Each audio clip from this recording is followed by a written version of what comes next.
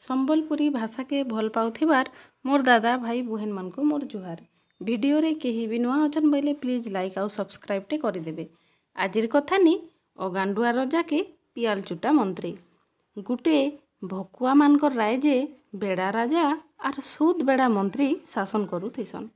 थरे राजा मंत्री भाबसन जे सबु रायजरनु आमर राजटा केनता अलगा ही बारी हेउथिबा बोली सेमाने नियमटे बनैथिसन जे ताकर राय जे सभे दिन बेलिया सुइबे आर राय थेले सबु काम कबार करबे आर ई नियमटा जदि जिए नाई मानबा ताहाके सुली दिया जिबा। हेथिर लागी से रायजर सभे ई नियम के मानुथिले। सेमाने दिन बेलिया सुई रहुथिले आर राय थेले सबु काम कबार करुथिले। एंता रकमे बेड़ा राजा शासन करुथाए। थरे से देश के गुरु चेला दुई जण आएसन।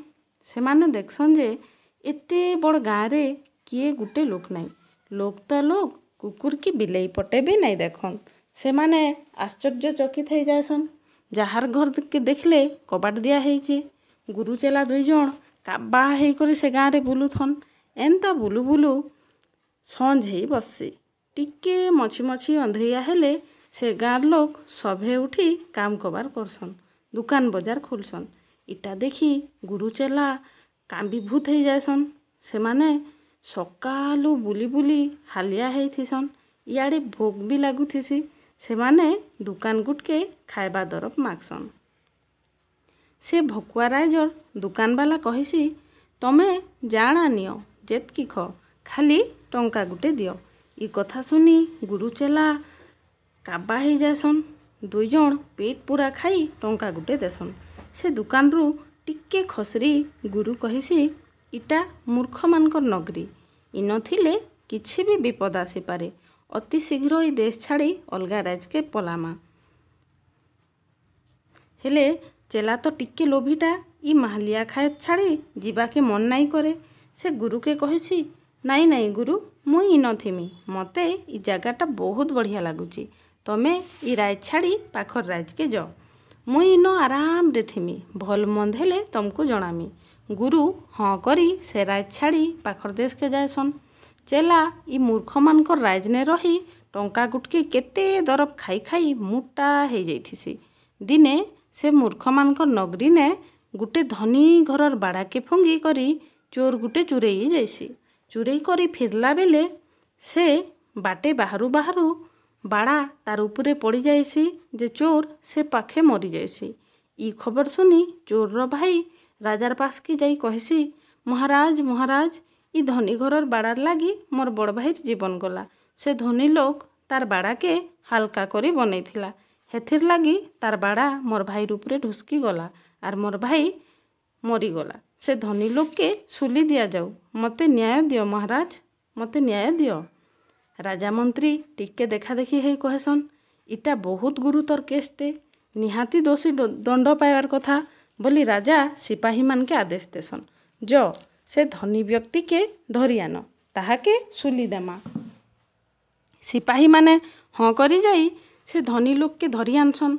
से धनी लोक राजा के कहिसी महाराज मुई काए दोष करिचे जे मते बांधी आनिचन।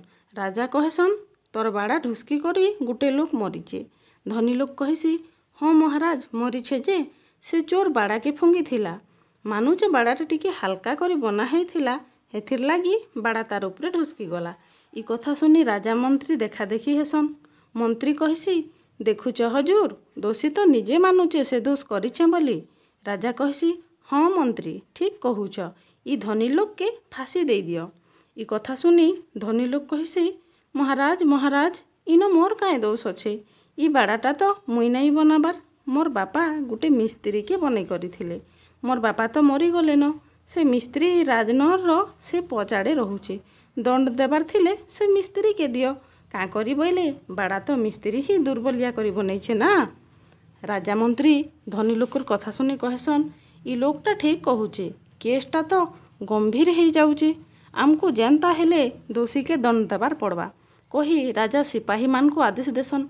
सिपाही माने जो से मिस्त्री के अति शीघ्र धरी आन ताहाके फांसी देमा। सिपाही माने हाँ करी जाई मिस्त्री के बांधी करी राज दरबार के आनसन। राजा पचरासन ए मिस्त्री ଇ ଧନୀ ଲୋକର ବାଡ଼ା ତୁଇ ବନେଇଥିଲୁ କେଁ? ମିସ୍ତ୍ରୀ ହଁ ମହାରାଜ ମୁଇଁ ବନେଇଥିଲି।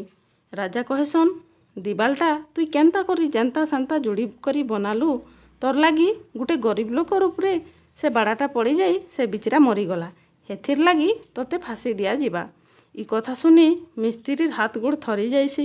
ସେ ସାଙ୍ଗେ ସାଙ୍ଗେ ରାଜାକେ ହାତ ଯୋଡ଼ି କହେସି ମହାରାଜ ହେଲେ ଇନ ମୋର୍ କାଇଁ ଦୋଷ ଅଛେ? ଇଟା ସତ୍ କଥା ଯେ ସେ ଦିବାଲ ମୁଇଁ ବନେଇଥିଲି ଆର୍ ଟିକେ ଯେନ୍ତା ସେନ୍ତା ହାଲକା କରି ବନେଇଥିଲି।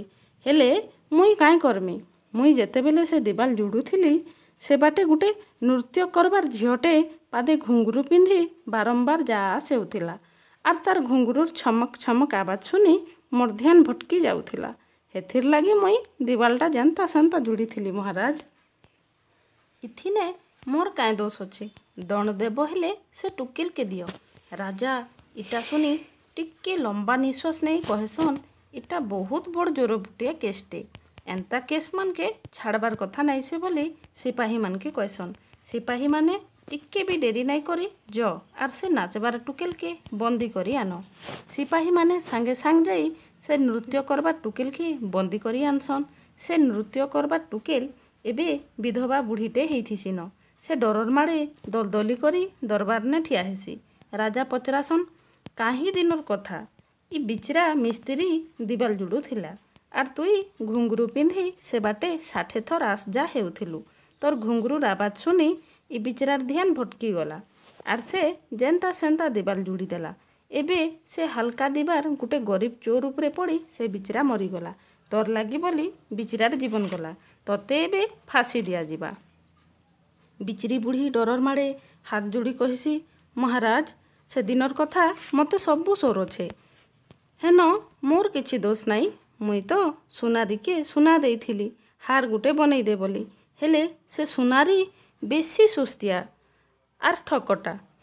ସେଦିନ ମତେ ତୋର ସୁନା ଏବେ ଦେମି ଆରଛନକେ ଦେମି ବୋଲି ତାର ଘରକେ 60 ଥର ଡାକୁଥିଲା ଆର୍ ଠକି ଦେଉଥିଲା। ହେଥିର୍ ଲାଗି ମୁଇଁ ଯା ଆସ ହେଉଥିଲି। ଆର୍ ସେତେବେଲେ ମତେ ଇ ମିସ୍ତ୍ରୀ ଦେଖିଥିଲା। ମହାରାଜ ଇନ ତ ମୋର୍ କିଛି ଦୋଷ ନାଇଁ। ସବୁ ଦୋଷ ସେ ସୁନାରୀରଟା। ତମେ ତାହାକେ ଦଣ୍ଡ ଦିଅ। ଇଥର ରାଜା ସବକର କଥା ଶୁନି ଇ ବୁଢ଼ୀ ଠିକ୍ କହୁଚେ ଅସଲ ଦୋଷୀ ସେ ସୁନାରୀ। ସିପାହୀମାନେ ଜଲ୍ଦି ଯେନ୍ଠାନେ ଥିଲେ ଯେନ୍ ଅବସ୍ଥାନେ ଥିଲେ ବି ସୁନାରୀକେ ସାଙ୍ଗେ ସାଙ୍ଗ ଦରବାରକେ ଧରି ଆନ। ସିପାହୀମାନେ ଯାଏସନ୍ ସୁନାରୀ ତାର ଦୁକାନେ ଥିସି। ସିପାହୀମାନେ ସୁନାରୀକେ ବାନ୍ଧି କରି ଦରବାରକେ ଆନସନ୍। ତାର ଉପରେ ଲାଗିଥିବାର ଆରୋପଟା କହେସନ୍। ସବୁ କଥା ଶୁନି ହାତ ଯୋଡ଼ି ସୁନାରୀ କହିସି ହଁ ମହାରାଜ ସେଦିନ ମୁଇଁ ନୃତ୍ୟ କରବାର ଟୁକେଲକେ କେତେ ଥର ଡାକି କରି ଠକିଥିଲି। ହେଲେ ମୁଇଁ କାଇଁ କରମି? ଗୋଟେ ଧନୀ ଲୋକ ତାର ଘରେ ବିହା ଥିସି ଯେ ମତେ ସୁନା ବନାବାକେ ଦେଇଥିସି ଆର୍ ଡରେଇ କରି କହିଥିସି ମୋର୍ ସୁନା ନାଇଁ ବନାବାର ତକ ଆର୍ କାହାରିର ସୁନା ନାଇଁ ବନାବୁ। ହେଥିର୍ ଲାଗି ହଜୁର ମୁଇଁ ଡରର ମାଡ଼େ ସେ ଟୁକେଲକେ ଠକିଥିଲି। ରାଜା କହେସନ୍ ସୁନାରୀ ତୁଇ ଚିହ୍ନିଚୁ କେଁ ସେ ଧନୀ ଲୋକଟା କିଏ? ସୁନାରୀ ହଁ ହଜୁର କରି ଯାର ବାଡ଼ା ଭାଙ୍ଗି ଚୋର ମରିଥିସି ସେ ଘରକେ ଦେଖେଇ ଦେସି। ହେତ୍କେ ରାଜାର ଆଦେଶରେ ଆର୍ ଥରେ ସିପାହୀମାନେ ସେ ଧନୀ ଲୋକକେ ଧରି ଆନସନ୍। ସେ ଧନୀ ଲୋକକେ ଦେଖି ରାଜା କହିସି ମୁଇଁ ତ ପହଲାରୁ କହିଥିଲି ଅସଲ ଦୋଷୀ ଇ ଲୋକ ବୋଲି। ଇଟାକେ ଧର ଆର୍ ଫାଶୀ ଦିଅ। ସେ ଧନୀ ଲୋକ ଇ ବୁଆ ଫସିଗଲି ବୋଲି କହିସି ମହାରାଜ ମୁଇଁ ସେ ଦୋଷୀ ନାଇଁ। ସେ ସୁନାରୀକେ ସୁନା ବନାବାର ଲାଗି ତ ମୋର୍ ବାପା ଅର୍ଡ଼ର ଦେଇଥିଲେ। ସେ ଏବେ ମରିଗଲେନ ତ ମୁଇଁ ମତେ କାଁ ହେଲା ଫାଶୀ ଦେବ? ରାଜା କହିସି କାଁ ହେଲା ତୁଇ ତୋର ବାପାର ସବୁ ଧନ ସମ୍ପତ୍ତି ଖାଉଛୁ ତାର ପାପ ପୁଣ୍ୟ ବି ତୁଇ ହିଁ ପାଇବୁ ନା। ହେଥିର୍ ଲାଗି ତୋତେ ଫାଶୀ ଦିଆଯିବା। କହି ରାଜା ସିପାହୀମାନକେ ଫାଶୀ ଖୁଟା ସଚ କର କାଲି ସକାଳେ ଇଟାକେ ଫାଶୀ ଦିଆ ହେବା ବୋଲି ଆଦେଶ ଦେସନ୍। ସିପାହୀମାନେ ଫାଶୀ ଖୁଟା ସଚ କରସନ୍। ଆର ଦିନର ସକାଳେ ରାଜା ମନ୍ତ୍ରୀ ଆଇସନ୍। ସବୁ ରାଜ ଦରବାରୀ ଠୁଲ ହେସନ୍। ସିପାହୀମାନେ ସେ ଧନୀ ଲୋକକେ ଫାଶୀ ଖୁଟ ପାସକେ ଆନସନ୍। ହଠାତ୍ ମନ୍ତ୍ରୀ ଦେଖସି ଆର୍ କହିସି ମହାରାଜ ଇ ଫାଶୀର ଫନ୍ଦା ବଡ଼ ଅଛେ। ଇ ଲୋକ ତ ପତଲା ଅଛେ। ଇ ଫାଶୀର ଫନ୍ଦାତି ଇ ଲୋକ ଫିଟ୍ ନାଇଁ ଖାଏ। ରାଜା ଟିକେ ଭାବି କହିସି ଠିକ୍ କହୁଛ ମନ୍ତ୍ରୀ ଇଟା ତ ବଡ଼ ସମସ୍ୟା ହେଇଗଲା। ହେଲେ ଇ ଫାଶୀ ଖୁଟରେ ତ ଯାହାକେ ବି ଝୁଲାବାକେ ପଡ଼ବା ନା। ସିପାହୀମାନେ ତମେ ଗୋଟେ କାମ କର ଇ ନଗରରୁ ଗୋଟେ ମୋଟା ଲୋକକେ ଧରି ଆନ, ଯିଏକି ଇ ଫାସିର ଫନ୍ଦାରେ ଫିଟ୍ ଖାଇବା, ତାହାକେ ଫାସି ଦେମା। ସିପାହୀମାନେ ହଁ କରି ଯାସନ୍। ଖୁଜୁ ଖୁଜୁ ସେ ଗୁରୁର ଚେଲାକେ ଦେଖସନ୍। ଚେଲା ତ ଟଙ୍କା ଗୁଟକେ କେତେ ଦରବ ଖାଇ ଖାଇ ମୋଟା ହେଇଛେ। ସିପାହୀମାନେ ସେ ଚେଲାକେ ବନ୍ଦୀ କରି ଆନସନ୍।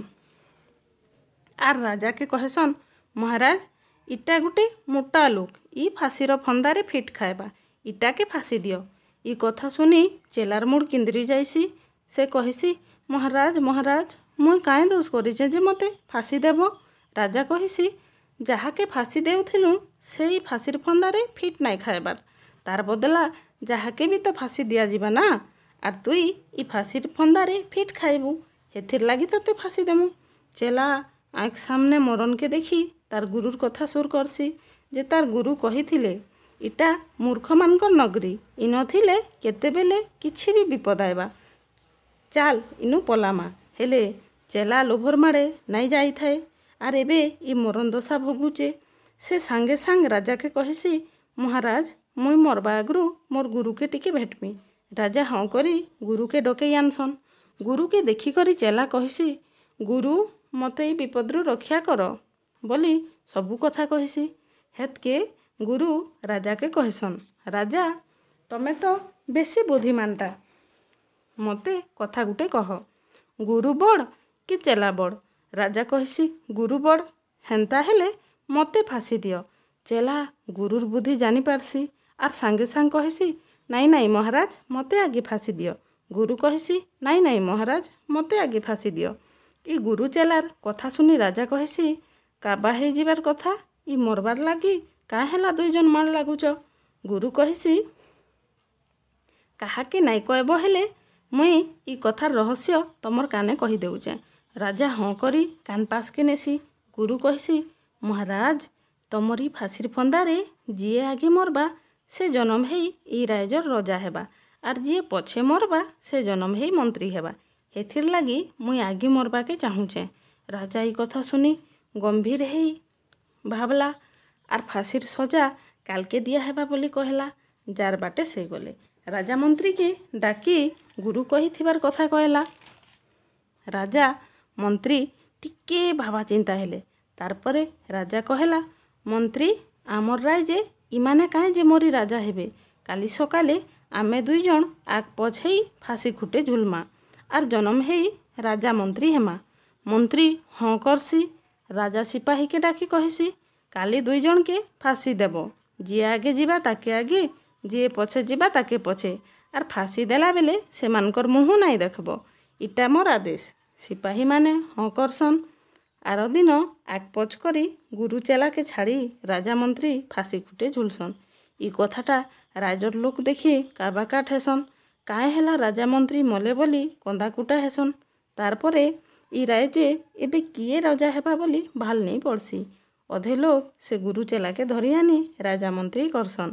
ଗୁରୁ ଚେଲା ରାଇଜର ରାଜା ମନ୍ତ୍ରୀ ହେଇ ଦିନ ବେଲିଆ ଦିନର କାମ, ରାତ ବେଲିଆ ରାତିର କାମ କର ବୋଲି ଆଦେଶ ଦେସନ୍। ସେଦିନୁ ସେ ରାଇଜେ ରାଜା ପ୍ରଜା ସୁଖେ ରହେ।